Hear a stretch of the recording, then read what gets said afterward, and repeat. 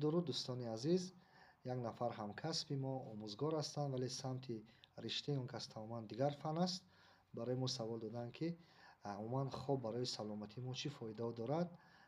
گرچند که ما این موضوع رو چندین بار گفته گذاشتیم، بار دیگه گفته میگذاریم. عموما مهنت دو نوع میشود: مهنت فکرانی و مهنت جسمانی. ولی نسبت مهنت جسمانی، مهنت فکرانی بسیارتر به فشار به اعصاب میبرد، فشار به ارگانیسم میبرد. به این خاطر نفرانی که به مهنت فکرانی مشغول هستند، عالم، نویسنده، دکتر، دیگر انسان هایی که بسیارتر به کارهای علمی ایجادی فکرانی بند هستند، یعنی کارهای فکرانی میکنند، اینها در یک شبانه روز از 7 تا 9 ساعت باید خواب کنند. به خاطر چی؟ به خاطر آنکه یکم اینکه وقتی که ما خواب کافی میگیریم، یا که این نفرایی که در بالا گفته گذاشتیم، خاطرات و دقت انسان را بیشتر میکند. و دوم اینکه وقتی که انسان خواب کافی میگیرد، سخنرانی و بیان فکرش بهتر و خوبتر است. سوم اینکه در وقتی که انسان خواب خود را پوره میگیرد، در وی صبر، آرامی و خود اداره کنی خوبتر دیده می شود. این چنین صفت کاری ما، محصول کاری ما بهتر و خوبتر می شود.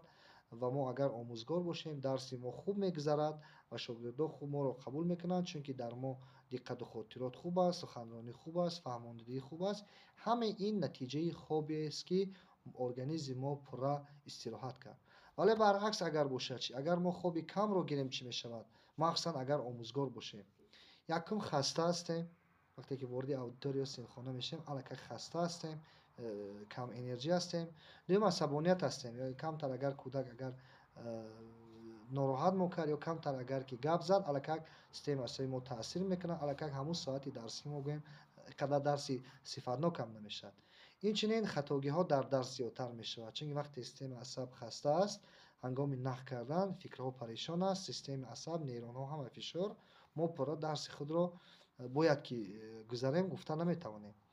و پس شبه صفت کاری ما، یعنی که محصولی، یعنی که محصولی که ما دانش است باید به کودک دهیم و ما دادن نمیتوانیم، نتیجهش این خوابی ناکفایت. به این خاطر دوستای عزیز، کسی که خوابی کافی میگیرد 10 سال عمر زیاد میبیند. کسی خوابی کافی میگیرد فکرانی خوب دارد، جوان است، زیبا است. و اگر خوابی کم را گرفتیم، برای ارگانیسم ما به نهایت منفعتش کمتر است، ضررش بیشتر است. و پیش از همه این باعث به دیگر بیماری ها گرفتار شدن ما میگردد. خیلی دوستانی عزیز، تا موضوع دیگر سلامت باشید.